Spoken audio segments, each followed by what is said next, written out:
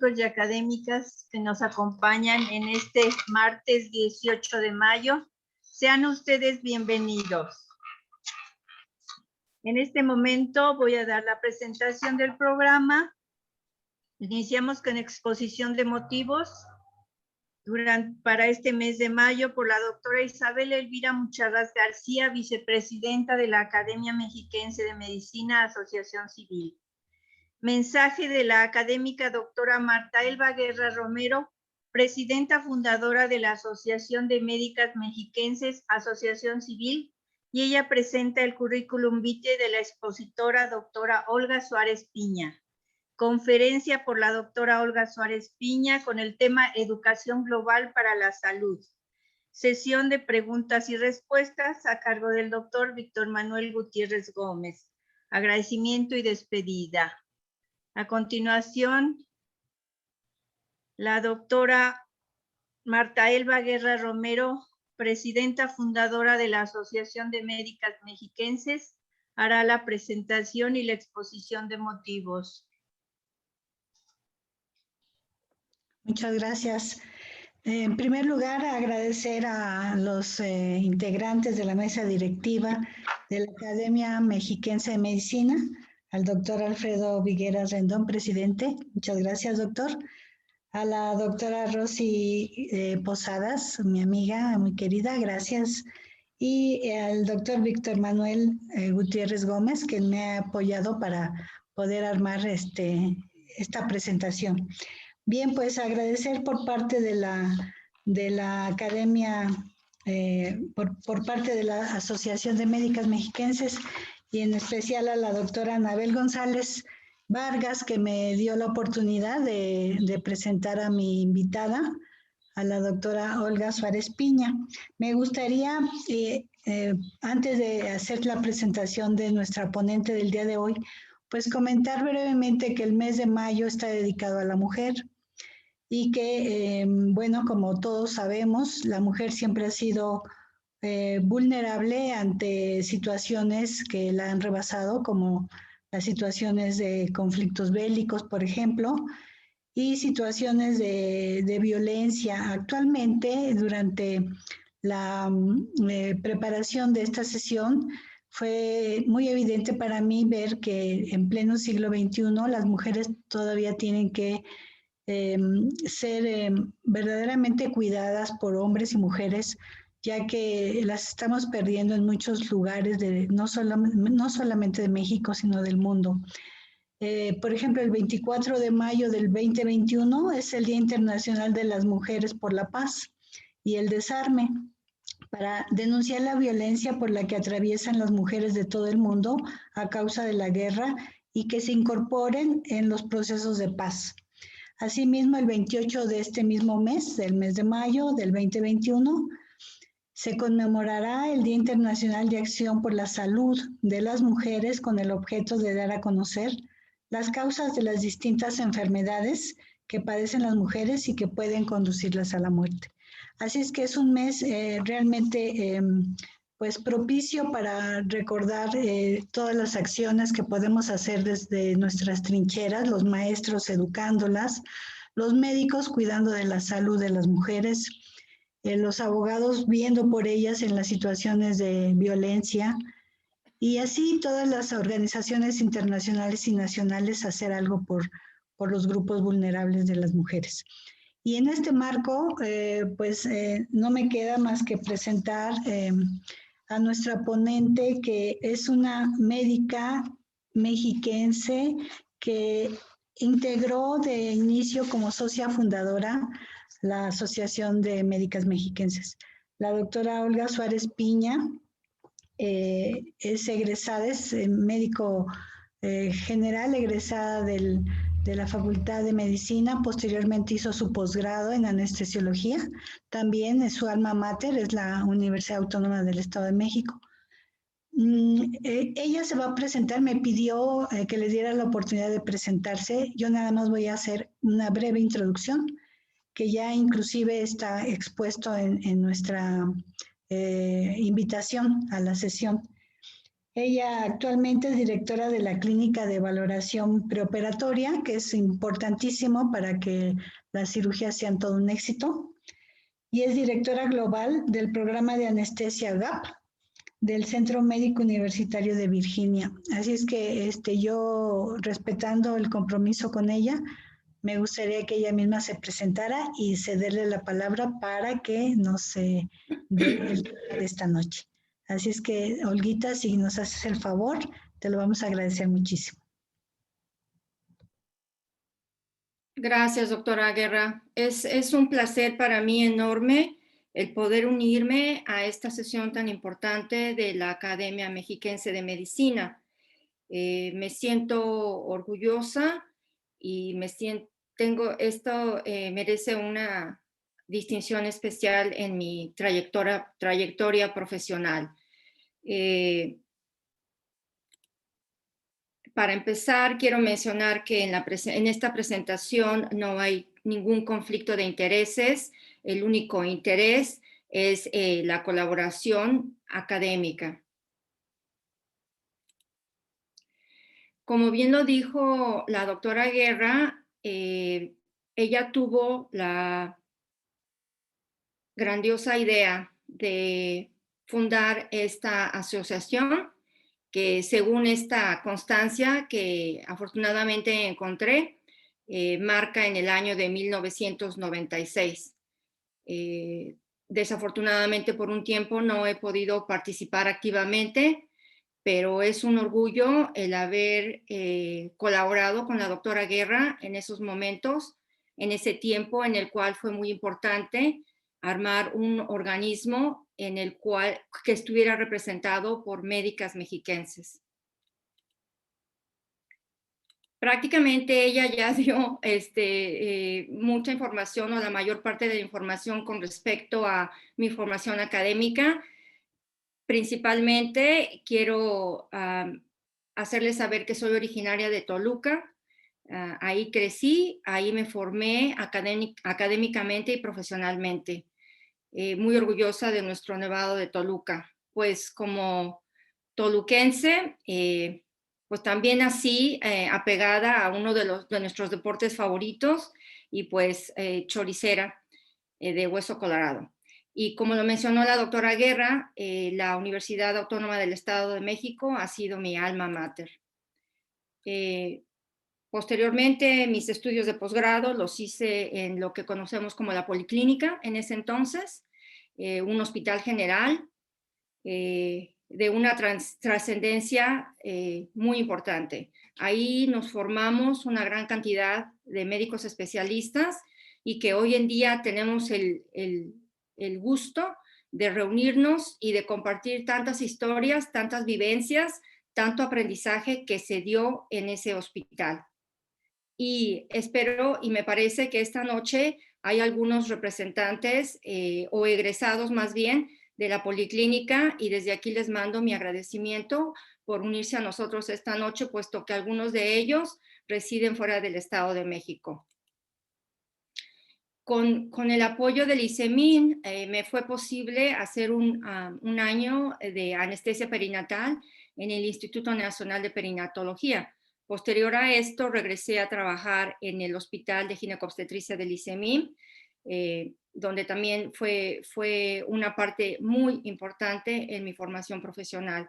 Posteriormente hice una maestría en Administración de Servicios de Salud, también apoyada por el ICEMIM en la Universidad de Detroit Mercy.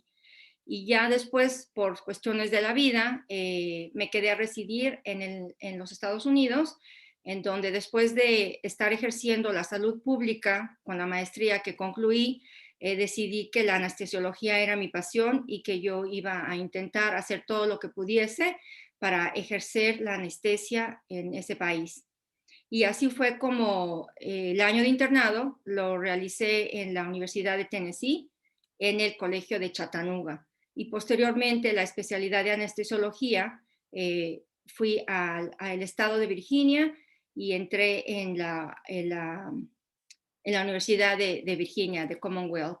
Este es un póster que he compartido anteriormente, en donde se encuentra la mayor parte de las instalaciones de este centro médico. Ahí, al término de mi residencia médica, tuve la fortuna de quedarme a laborar como médico de base.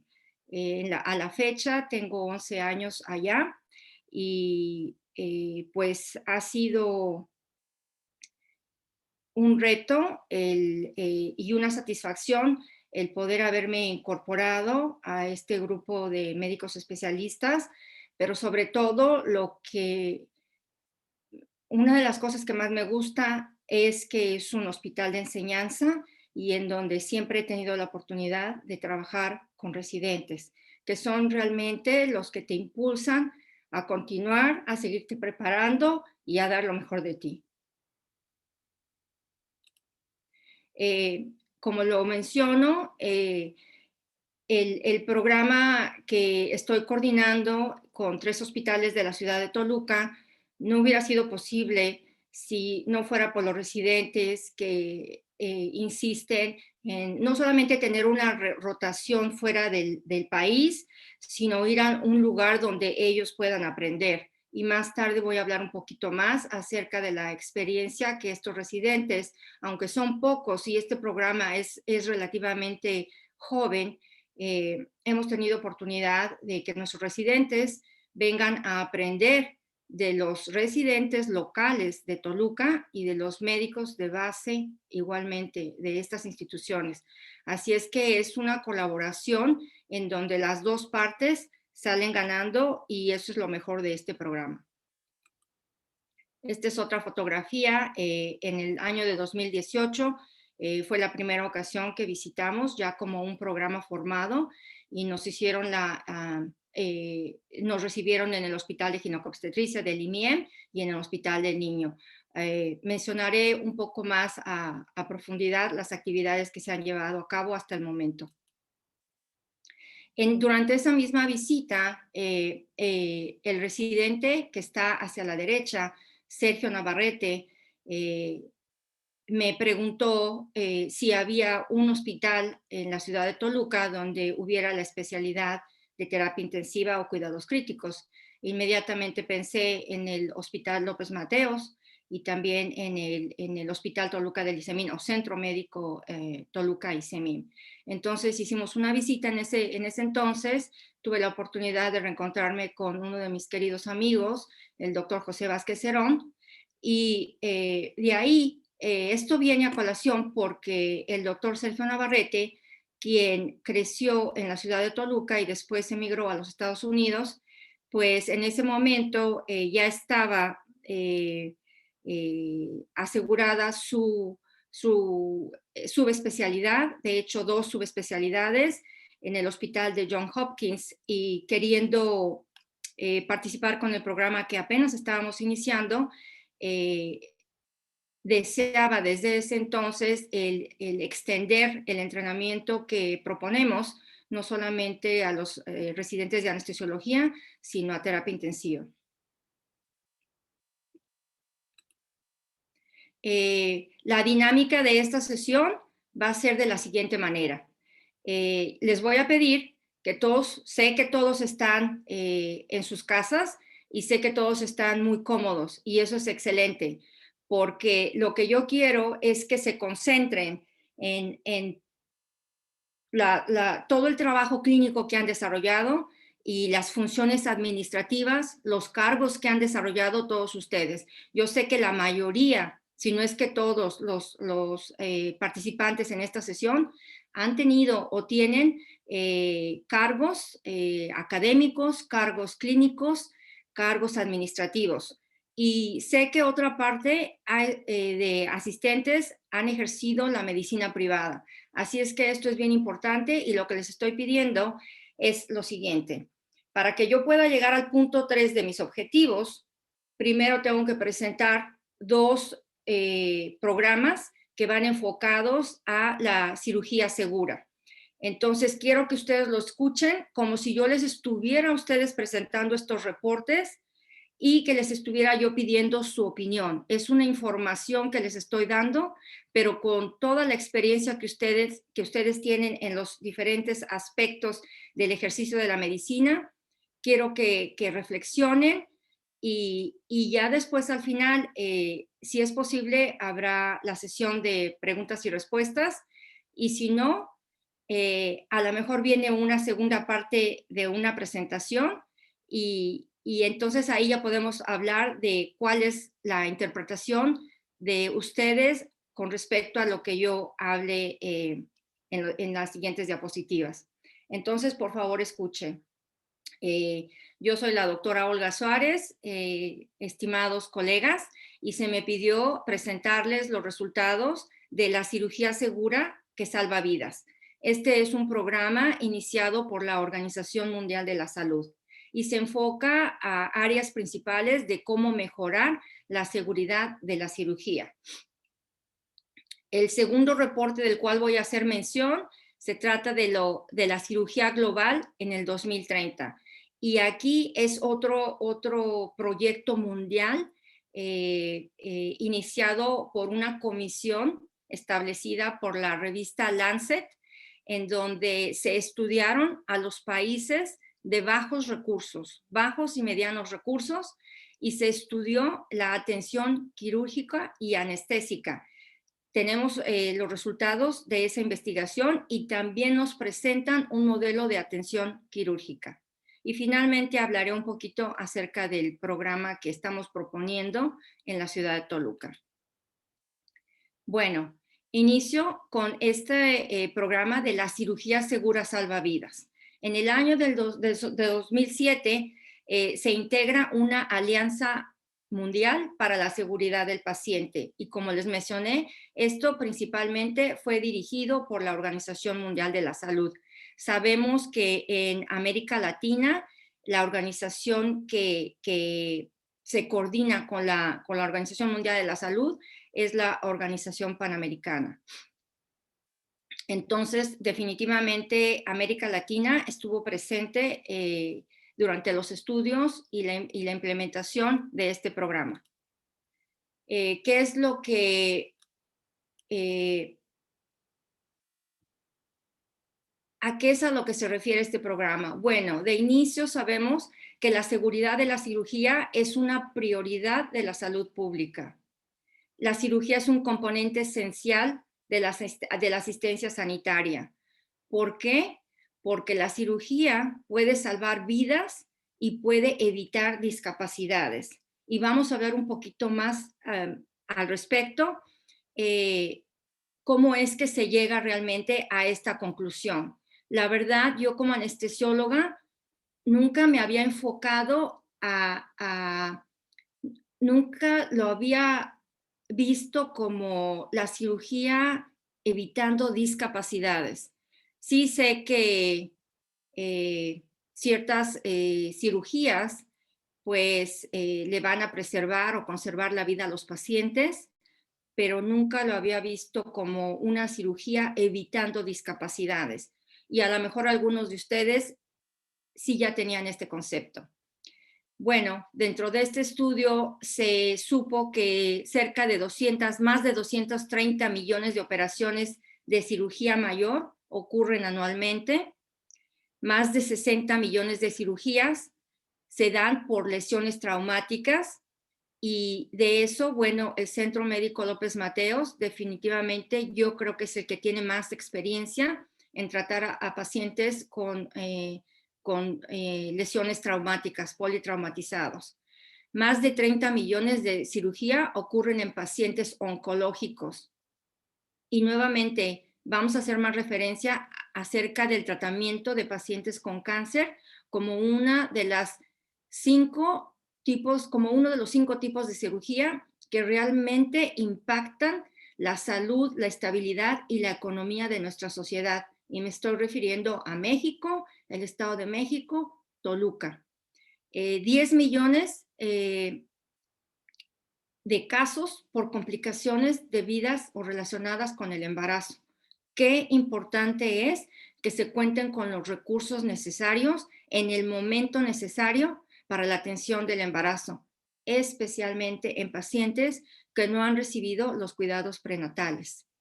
Y también en este estudio se llegó a la conclusión de que hay la falta que hay una falta de acceso a una atención quirúrgica de calidad. Tengo recuerdos muy importantes del entrenamiento que se le otorgó a una gran parte de personal administrativo, incluyendo médicos, por parte del ICEMIN. Cuando yo estuve trabajando en el Hospital Materno Infantil, tuve la oportunidad desde entonces de recibir entrenamiento dirigido hacia la mejora de la calidad de servicios. Y desde entonces esto se ha mantenido y ha crecido. Es tan importante esta área. Datos sobre la cirugía, datos sobre la seguridad de la cirugía. Cerca de 25% de los pacientes quirúrgicos hospitalizados sufren complicaciones posoperatorias. Es importante que en todos nuestros hospitales estemos al tanto de qué es lo que ocasiona estas complicaciones. Debemos de saber, debemos de identificar si estuvo relacionada con lo oportuno que se llevó el paciente al quirófano, con la técnica quirúrgica, con la técnica anestésica y con los cuidados posoperatorios. 50% de los eventos adversos en pacientes hospitalizados están relacionados con la atención quirúrgica. Y de aquí, el daño ocasionado por la cirugía se puede evitar en un 50% de los casos. Qué importante es, y esto nuevamente se relaciona con la calidad de servicios y la habilidad de los equipos médicos de identificar las áreas en donde se debe de implementar cambios en el manejo de nuestros pacientes. Número 4, los principios reconocidos de seguridad de la cirugía se aplican de forma irregular, incluso en los entornos más avanzados. Entonces, si hay guías para incrementar la seguridad de los pacientes que estarán sometidos a cirugía, se deben de aplicar regularmente. Y lo que este estudio encontró es que incluso en hospitales más avanzados, con más recursos, estos mecanismos, estas guías, estos protocolos, no son seguidos de manera regular.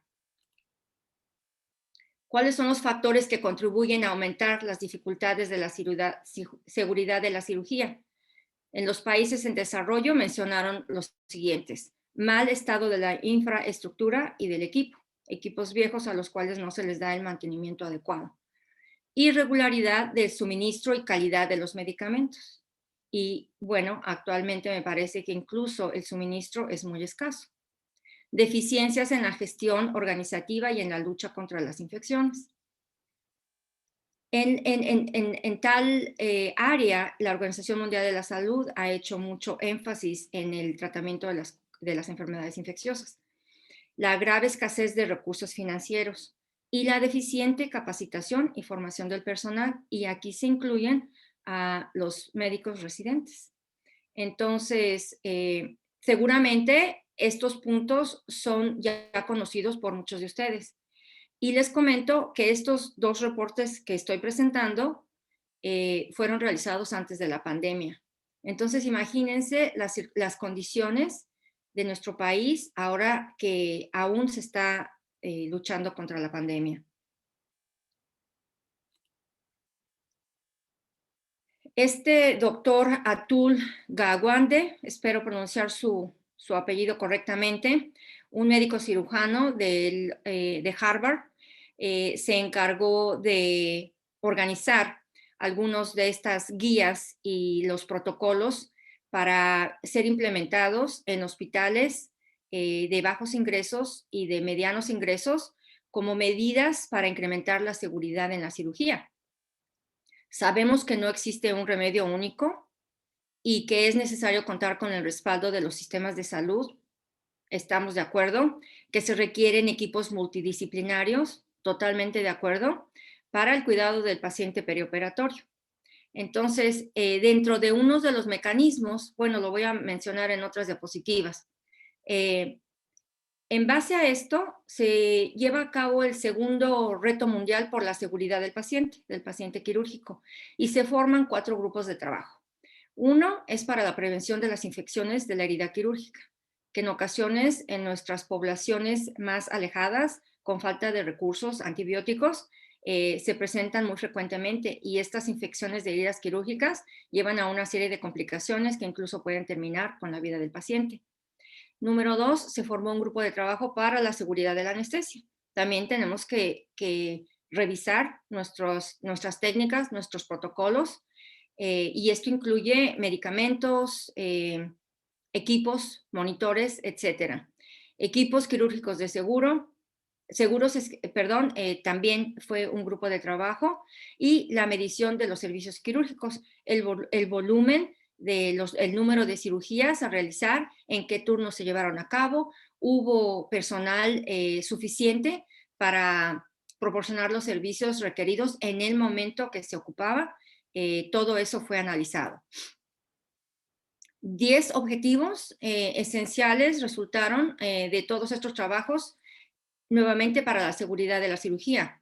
Uno de los 10 objetivos, y todo esto se iba a implementar o ya se está implementando en muchos hospitales. Me parece que en todos los hospitales que he visitado ahí en Toluca últimamente lo están haciendo. El paciente correcto y el sitio anatómico correcto, esos errores se ven en donde quiera, tanto en países desarrollados como en países en desarrollo. La técnica anestésica apropiada, como les mencioné, eso fue parte importante de los objetivos de todo este programa. Que se tenga el equipo necesario para el manejo y monitoreo de la vía aérea.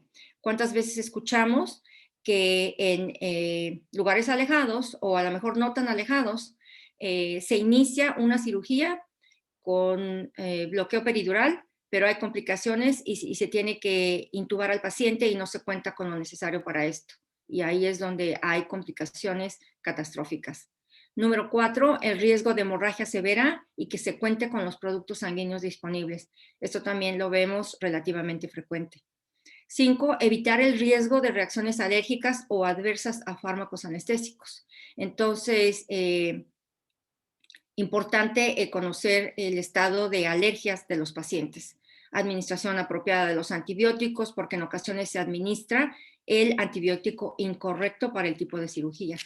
El conteo oportuno de gasas e instrumentos durante la cirugía, ¿verdad? ¿Cuántas veces no hemos tenido que regresar a pacientes a los quirófanos porque el conteo no se hizo el conteo, o porque el conteo fue incompleto?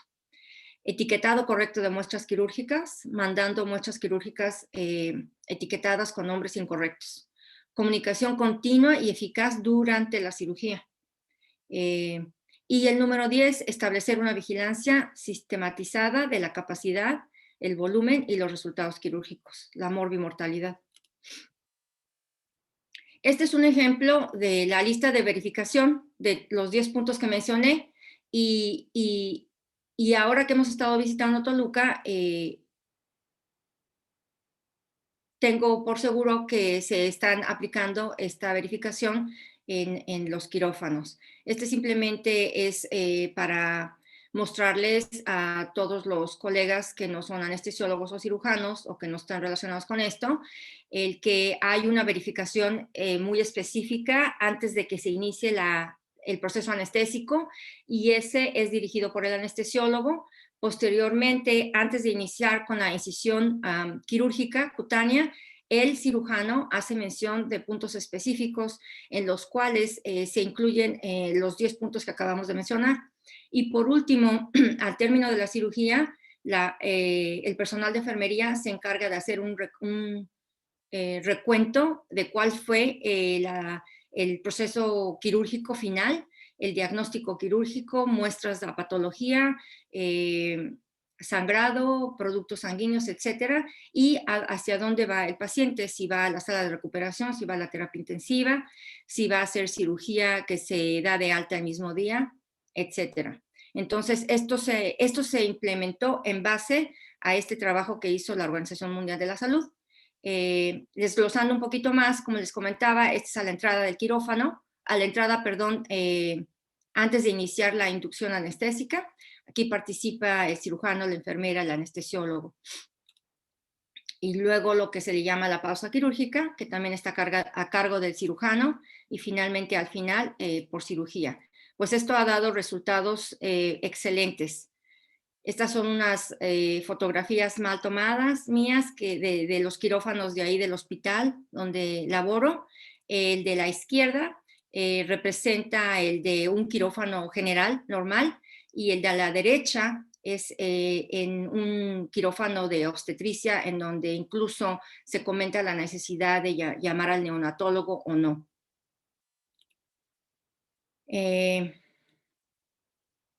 Procedemos al siguiente objetivo. Este es otro proyecto que inicia la Lancet, la revista Lancet, y organiza una comisión sobre la cirugía global. En esta ocasión, la dirigen a identificar la situación actual en los pacientes de ingresos de recursos mínimos o medianos en todo el mundo. Participaron cerca de 110 países. Los líderes de esta comisión fueron 25 representando a diferentes países, no solamente médicos, hubo representación de enfermería, trabajo social, administrativos, economistas, representantes de finanzas, de inversionistas. Fue un trabajo bastante interesante que se llevó a cabo acerca del 2015-2016 aproximadamente, y enseguida le muestro los resultados. Este es el doctor John Mera, es un cirujano plástico, trabaja en el Hospital del Niño en la ciudad de Boston y fue uno de los líderes principales de este reporte. En el año de 2014, el presidente del Banco Mundial, que fueron de los más interesados en que se llevara a cabo esta investigación, menciona que la cirugía es una parte indispensable para la atención de la salud. Me parece que uno de los objetivos de esta investigación es el ver cómo las instituciones financieras pueden ayudar a nuestros países en desarrollo a invertir en la mejora de la atención quirúrgica, porque saben que si se dejan estos países sin ningún apoyo económico, pues la carga de problemas de salubridad, de enfermedad y pobreza van a repercutir en todo el globo terráqueo. Entonces, este reporte nos presenta recomendaciones, indicadores y metas para lograr el acceso universal, que es lo que están buscando, acceso universal a la atención quirúrgica y anestésica, y que ésta sea segura, que se cuente con todo lo que se requiere, que sea económica para que no se ocasione problemas de pobreza a aquellos pacientes que acuden a servicios quirúrgicos y que no tienen ninguna cobertura de servicios de salud, y que sea oportuna, que cuando llegue un paciente con una apéndice perforada, que se evite el desarrollo de una peritonitis y una infección severa, que si llega una paciente embarazada con hemorragia, encuentre el lugar apropiado con los recursos necesarios, incluyendo al personal médico, al obstetra y al anestesiólogo, inmediatamente para evitar la morbimortalidad materna y también las complicaciones neonatales. Entonces, un poquito más de esta información en las siguientes diapositivas.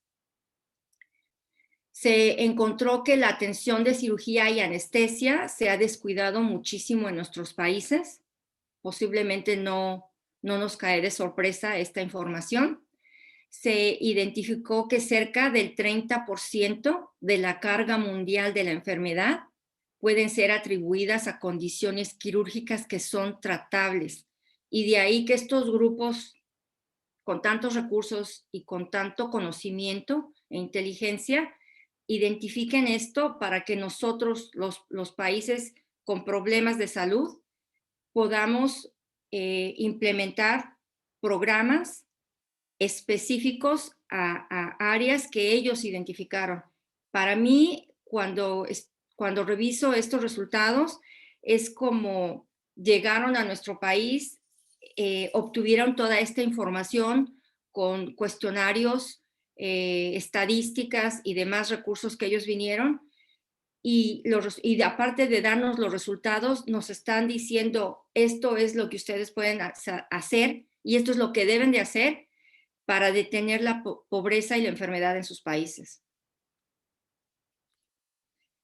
Aquí lo que demuestran, o lo que encontraron más bien, es que en todo el mundo cerca de 5 billones de personas carecen de acceso a la cirugía, anestesia segura, económica y oportuna. Entonces aquí vemos que nuestro país, México, no es uno de los que están en peores circunstancias, como son los países de África y aquí en algunas áreas de Asia. Sin embargo, nuevamente repito, todos estos reportes, toda esta investigación se llevó a cabo antes de la pandemia. Y además de eso, pues me llamó también la atención que los países que más aprovecharon este reporte junto con las soluciones hayan sido países de Asia y de África. La meta que marca este programa de Lancet, de Global Surgery 2030, es lograr que un 80% de cobertura esencial en los servicios quirúrgicos y de anestesia se logren en nuestros países en desarrollo. Cerca de 143 millones de procedimientos quirúrgicos adicionales son necesarios cada año para salvar vidas y prevenir la discapacidad que tanto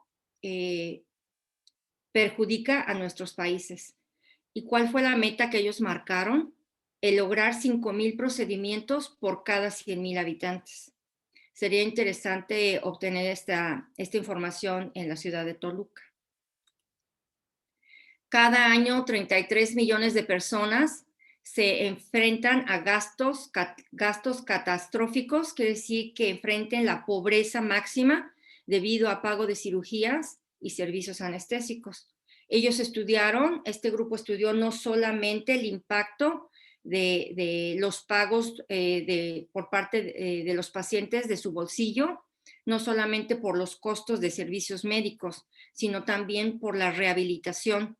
Y cuando agregan el costo de transportes, alimentación y el tiempo que les lleva la rehabilitación, estos 33 millones de personas que van a la pobreza aumenta a más de 40 millones, porque hay muchas cirugías que terminan con necesidad de rehabilitación para que el paciente pueda reincorporarse a la vida laboral.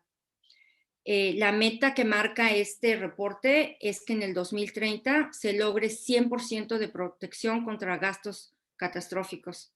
De ahí que yo imagino que vienen las ideas de los seguros populares, pero pues había que ver cómo fueron implementados y si realmente se le da y si son programas sostenibles. Y este reporte de Lancet lo que busca es que estos programas sean sustentables y no nada más que funcionen por periodos administrativos. Aquí en esta gráfica, y nuevamente recibiendo las sugerencias de esta comisión, se sabe que la inversión en los servicios quirúrgicos y de anestesia es costeable, va a salvar vidas y promueve el crecimiento económico de nuestros países. Cerca de 17 millones de vidas son perdidas debido a las condiciones quirúrgicas en el año 2010. En esta tabla es importante, aunque viene representada en dólares. Sin embargo, en el lado izquierdo podemos ver que es la pérdida del ingreso bruto anual y esta se da en trillones. En el lado derecho podemos ver que esta es la pérdida también del Producto Interno Bruto por cada país y es el acumulado, también en trillones de dólares. Las enfermedades o los grupos más vulnerables que identificaron en este reporte Se refiere, número 1, el rojo, a lesiones traumáticas por accidentes de trabajo, caídas, etcétera, todas las fracturas, las cuales requieren especialmente, identifican las fracturas abiertas, las cuales requieren un tratamiento dentro de un tiempo determinado para evitar infecciones. Entonces deben de existir los recursos para que el paciente llegue a una unidad en la cual se le haga el diagnóstico oportuno y se le dé el tratamiento también oportuno. De lo contrario, puede perder el brazo, la pierna, la mano, o puede terminar en cierta discapacidad, y eso es lo que menos se busca en nuestros países, donde estamos tratando de mantener la fuerza laboral. Entonces, todo lo que se refiere a lesiones musculoesqueléticas está representado por el color rojo. Después, todo lo que son cáncer, y específicamente mencionan el cáncer de mama y el cáncer cérvico-uterino en la mujer. Es un tipo de cáncer que diagnosticado tempranamente y con el tratamiento oportuno, y en muchos casos es el tratamiento quirúrgico con otros tratamientos adyuvantes, mantiene la vida de las mujeres, que son tan importantes, como lo voy a mencionar posteriormente cuando hablemos del grupo materno, en donde el grupo materno pues están en un muy alto riesgo de presentar complicaciones e incluso de perder la vida. Y cuando analizan las muertes maternas, están viendo la gran repercusión que hay en la sociedad. No solamente la mamá de esos niños que quedan huérfanos, sino la esposa, que le da también la atención y el apoyo al jefe de casa, por así decirlo, al marido, que es el sustento de la casa. Pero la pérdida de la mujer de la casa tiene repercusiones muy importantes. Ya esa familia se desintegra o pierde ese motor que le da la fuerza a seguir al hombre, y que es el motor para el desarrollo de los niños. Entonces, se fijan muchísimo en que haya una atención oportuna, costeable y de alta calidad para todas las personas embarazadas, mujeres embarazadas. Y con esto viene conjuntamente la atención oportuna para prevenir problemas neonatales, esas hipoxias, esas muertes neonatales que son tan importantes. También aquí incluyen un grupo muy importante de cirugía pediátrica, en donde hacen referencia a cirugía de labio y paladar hendido. Y yo recuerdo todas estas, ¿cómo le llaman?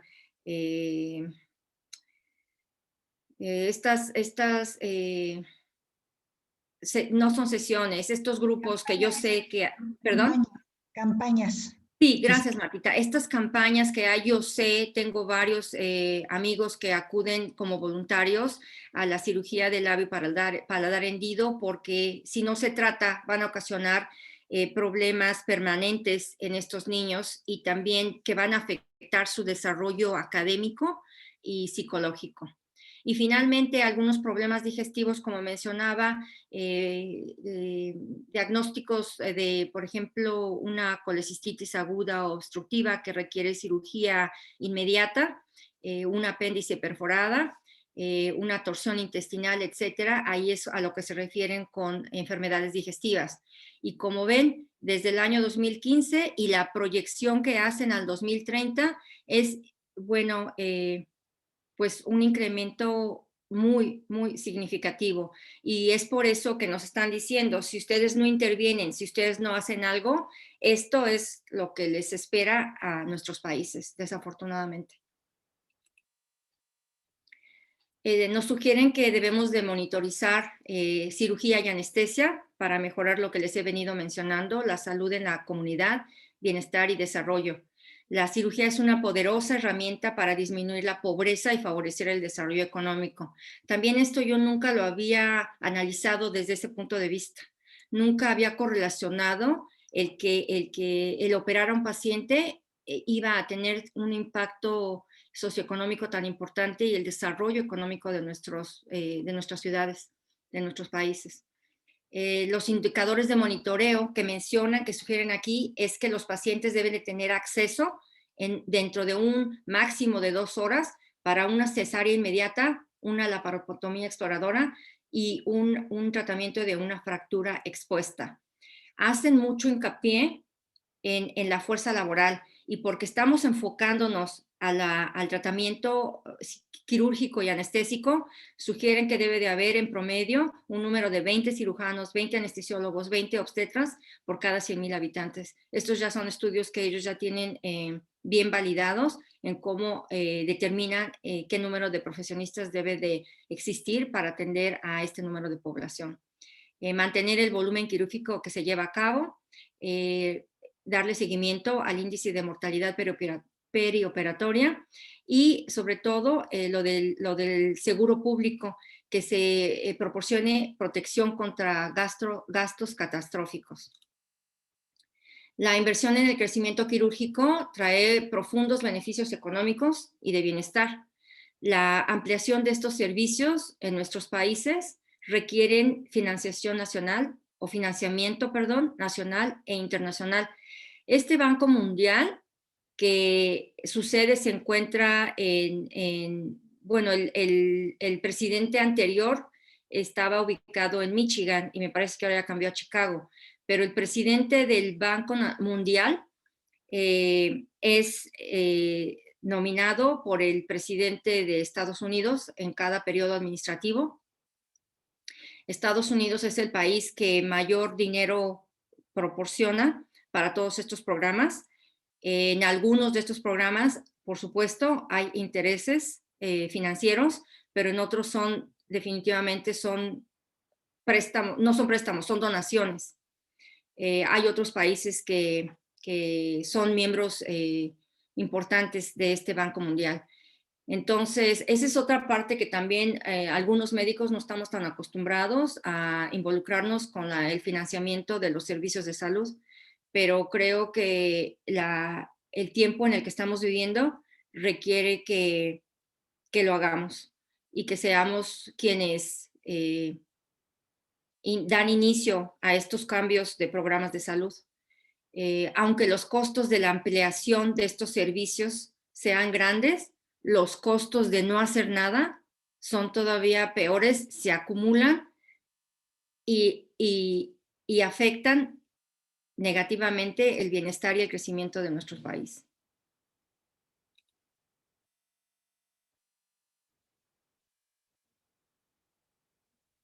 A continuación les presento un video de 2 minutos que es un resumen de lo que yo les acabo de comentar.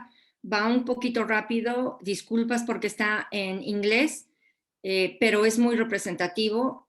Les recuerdo que presentan los números y hablan del número que se requiere o sugerido de profesionales de la salud, cirujanos, anestesiólogos y de otro personal, de la infraestructura y del tipo de cirugías y de pacientes que se deben de tomar muy en cuenta para evitar la discapacidad y la afección económica o el desarrollo socioeconómico.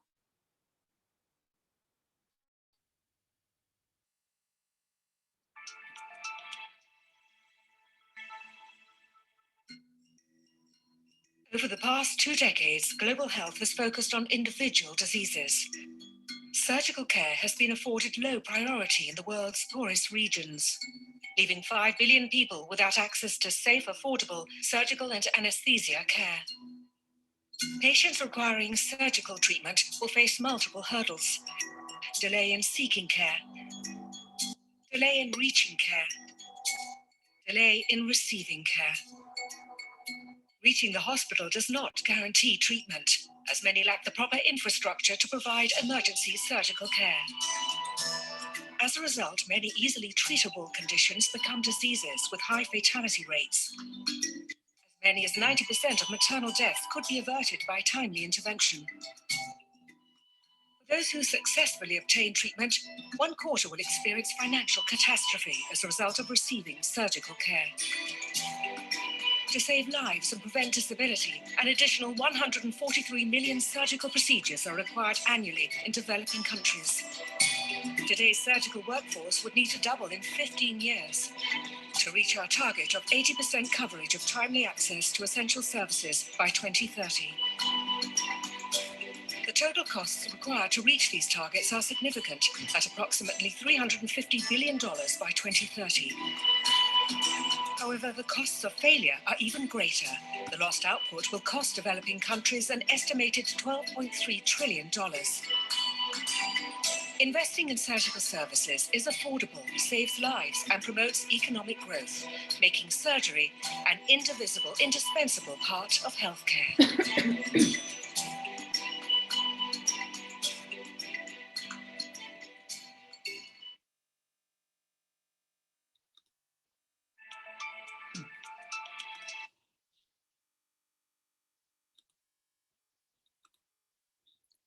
Bueno, ese es el final del reporte o de los reportes de los que hice mención al inicio.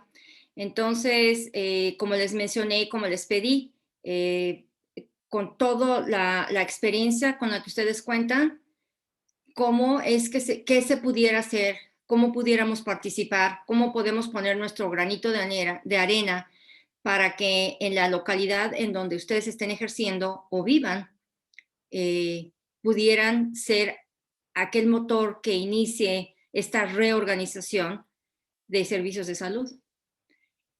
Haciendo a un lado, aunque esto hace que el proyecto se haga un poquito más difícil, pero no imposible, cómo podemos participar, qué debemos de hacer. Es importante estas recomendaciones de este grupo.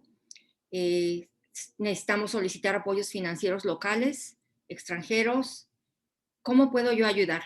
¿Qué podemos hacer? Podemos empezar con una clínica pequeña en un poblado pequeño, con un hospital en una ciudad, con un servicio médico, con el servicio de traumatología, con el servicio de obstetricia, con cirugía pediátrica. ¿Qué podemos hacer? Entonces, eso lo podemos discutir en una sesión posterior. Y entonces, invitar a alguien que esté relacionado con la Organización Mundial de la Salud y que nos venga a dar otra perspectiva, o se le puede dar podemos hablar de qué es lo que la academia y sus miembros, cómo ustedes perciben este reporte. Bueno, ahora procedo a hablar un poquito acerca del programa que tenemos acá en el hospital donde yo laboro. Es un programa que inició como una necesidad, una solicitud por parte de médicos, de estudiantes de medicina de allá de Richmond y también los residentes de anestesia queriendo buscar un intercambio. Así es como venimos a Toluca, como yo les mencioné, al hospital de ginecobstetricia y al Hospital del Niño. Y este programa que tenemos es un programa en donde no hay recursos financieros. Los recursos financieros los proporcionan los médicos que participan, los médicos de base que participan en este programa. Los médicos residentes proporcionan todo el estudio, el desarrollo de programas y sirven como instructores. Hay 3 áreas en las cuales estamos enfocándonos. Una es el entrenamiento con ultrasonido, que es tan importante para todos los médicos, todas las especialidades hoy en día. El otro es también el implementar áreas de simulación para que nuestros estudiantes y nuestros residentes practiquen todos esos escenarios de atención inmediata, en el cual ya cuando se presenten estos en la vida real, sepan exactamente qué hacer y cómo conducirse.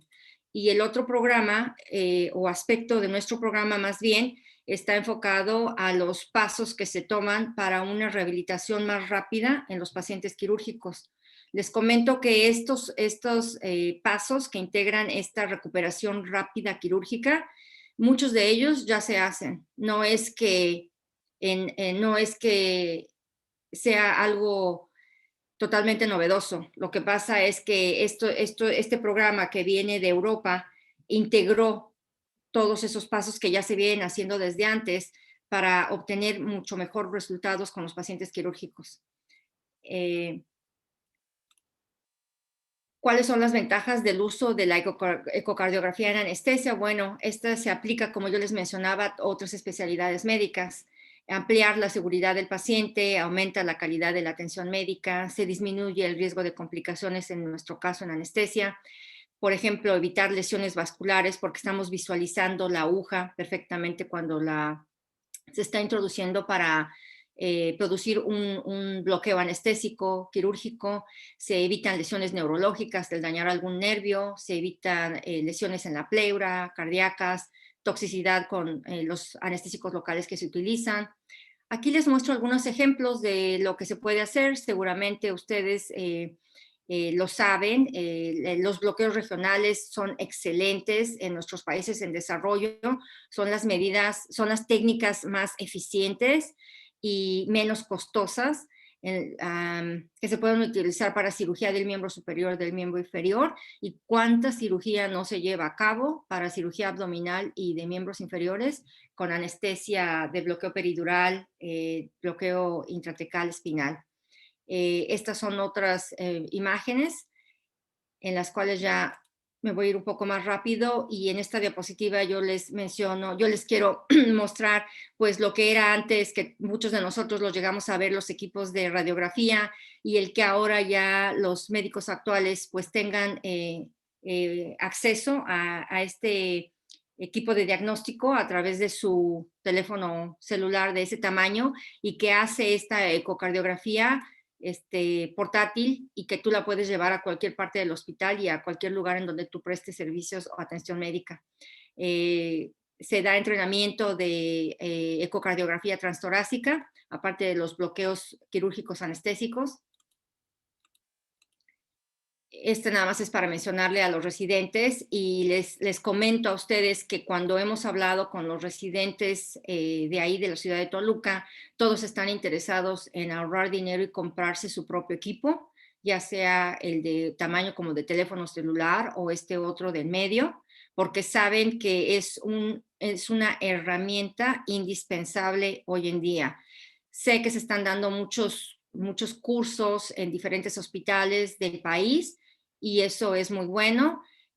También en nuestro hospital, los residentes, hay un programa muy bien estructurado en donde se les da el entrenamiento desde el año de internado a los residentes que ya se sabe que van para la especialidad de anestesiología, y continúan hasta que terminan su subespecialidad.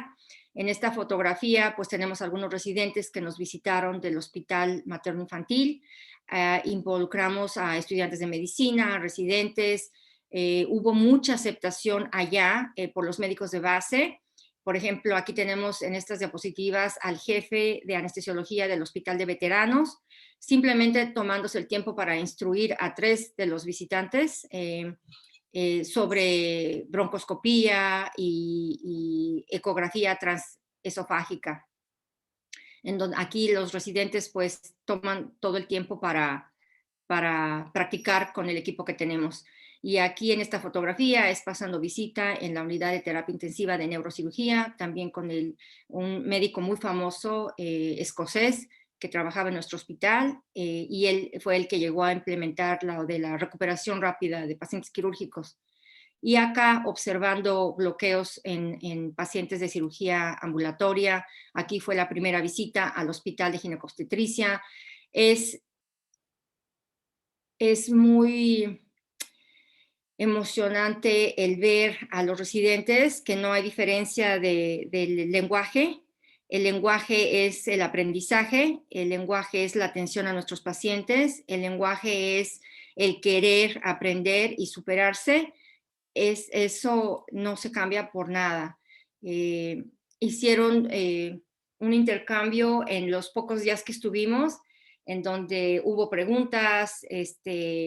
Trajimos en ese momento 2 equipos de monitoreo, de ultrasonido. Aquí, el que está aquí como modelo,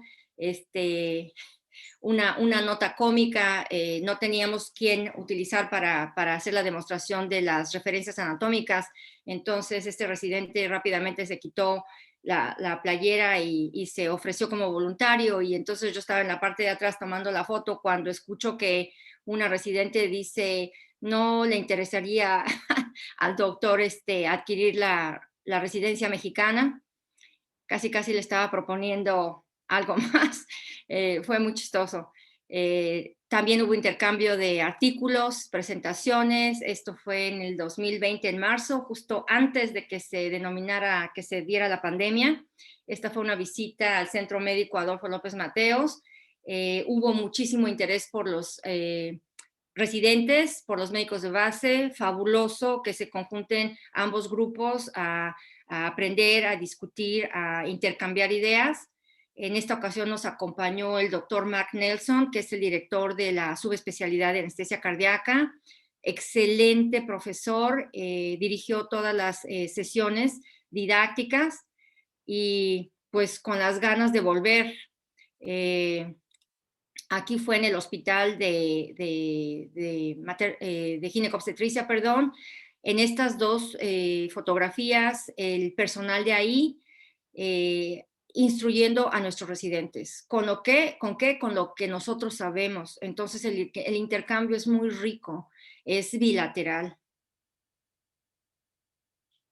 Y la visita al Centro Médico Toluca de ICEMIM, igual, con la doctora Norma Cuellar, y ahí también tuvimos la oportunidad de entrar a quirófano, de hacer 2 bloqueos, los residentes nuestros entrenando a los residentes locales.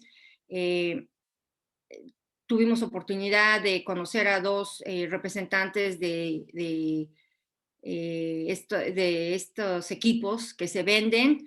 Nos comunicamos con ellas, nos facilitaron otro equipo.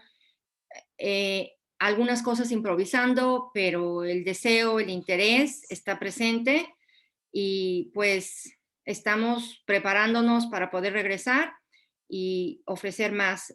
Como les mencionaba, el interés, presentamos sesiones generales igual.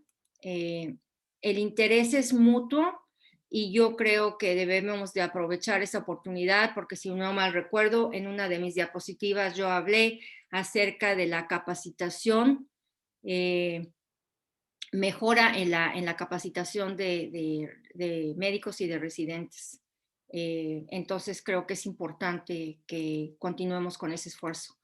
Aquí les presento una fotografía rescatada de mi generación de la Facultad de Medicina, y aquí hay otra de la Policlínica con todos mis amigos, compañeros, hermanos de la Policlínica. Y aquí también en este último año otro comentario chistoso que me tengo que poner abusada porque aquí en el Centro Médico ICEMIM rápidamente le ofrecieron trabajo al doctor Nelson. Estaban en busca de un anestesiólogo con especialidad en anestesia cardíaca.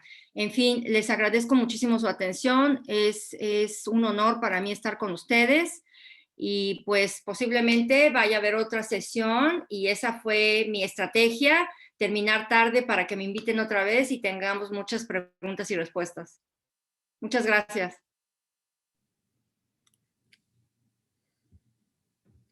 Muchas gracias, doctora Olga. Muy amable por su participación y su brillante ponencia. Aquí tenemos un comentario de la doctora Marta Eugenia González Díaz. Dice, felicitar a la doctora Olga Suárez por su interesante plática. En gran medida, cambiar los números y el pronóstico de los pacientes quirúrgicos en nuestro país tiene que ver con la infraestructura y los insumos, y esto probablemente tenga que ver con la planeación y la planificación de los servicios asistenciales, incluidos aquí los recursos humanos. Sí, Martita, toda la razón del mundo. Yo tengo muchísima esperanza en que esta academia sea la institución líder para que de alguna manera podamos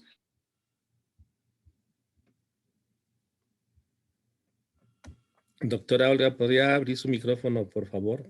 lo cerramos involuntariamente.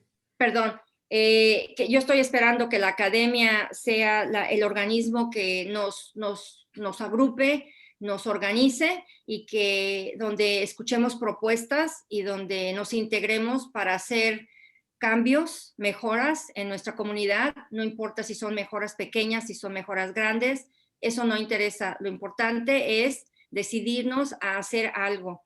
La pandemia está afectando demasiado nuestro país y ya no hay otra oportunidad, sino que hacer uso de todos los conocimientos y experiencias que esta gran academia y sus miembros tienen. Muchas gracias, doctora. Hay muchísimas felicitaciones. Doctora, ¿cuál sería su opinión de los aprendizajes que tenemos con la pandemia? El que se hicieran grupos aprovechando la telemedicina y estos recursos para que, por ejemplo, se hicieran sesiones conjuntas entre residentes o entre médicos de diferentes hospitales y que compartieran experiencias, compartieran opiniones sobre pacientes. ¿Cuál sería su opinión al respecto? Como una implementación que nos quedaría como tarea para empezar a hacer a partir de ya entre nuestros hospitales, incluso entre hospitales locales, hospitales regionales, nacionales e internacionales. Definitivamente, doctor, muchas gracias por la pregunta. Es lo de hoy. Definitivamente, las comunicaciones a través de este video, dentro de todas las cosas que nos podemos quejar de la pandemia, es lo que nos hemos dado cuenta. Lo de estas sesiones y de enseñanza es lo que debemos de hacer. De hecho, el programa que nosotros coordinamos, lo que estamos esperando es establecer, yo ya había hablado con algunos de los jefes de los programas de la residencia médica en anestesiología y en Toluca, de organizar estas sesiones en donde nosotros presentamos el material y compartir. No tiene que ser solamente unilateral, en donde podemos elegir temas de interés y entonces hacer el intercambio que enriquezca nuestra preparación. Por parte de nuestro programa de residentes, uno de las ganancias que yo le veo es el sensibilizar, que realmente no tengo que hacer mucho trabajo al respecto, sensibilizar a los residentes en formación para que sigan con esta tarea de colaborar con poblaciones con recursos limitados. Muchas gracias, doctora. El doctor Carlos Dacomba dice, felicidades, doctora Suárez, una gran experiencia que son directrices para mejorar las políticas de salud en nuestro muy enfermo país. Y el doctor Victal nos dice, reportar de forma clara y eficiente eventos adversos y reintervenciones quirúrgicas, mejorar las habilidades de entrenamiento en procedimientos quirúrgicos. Y le manda saludos, dice que es una excelente plática. Gracias. Y muchas felicitaciones, doctora. La verdad ha sido una brillante exposición. Como usted dice, nos quedamos con muchas ganas de volverla a escuchar en una nueva oportunidad. Y como mencionó, a lo mejor hacer un foro de participación con otras instancias para seguir intercambiando este tipo de ideas que nos han enriquecido mucho. Definitivamente. Le agradezco mucho su presentación. Le cedo la palabra a la doctora Posadas.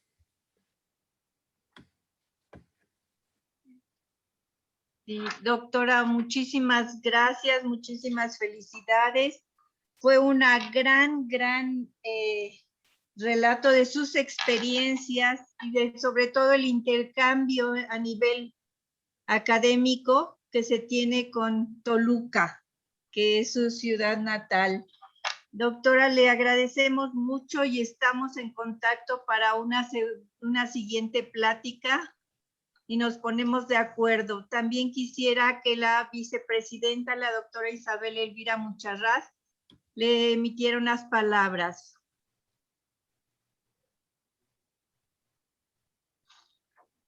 Isa. Bueno. Y doctora, me permito enviarle su reconocimiento de la Academia Mexiquense de Medicina por esta grandiosa y exitosa conferencia acerca de la seguridad en la cirugía. Cirugía segura. Se lo haré llegar por vía electrónica. Muchas gracias, doctora. Ha sido un verdadero placer. Gracias a usted, doctora. Buenas noches a todos. Y les recordamos que el martes 22 de junio les esperamos para la siguiente sesión académica mensual. Que sea todo un éxito su vida y su futuro. Buenas noches. Buenas noches.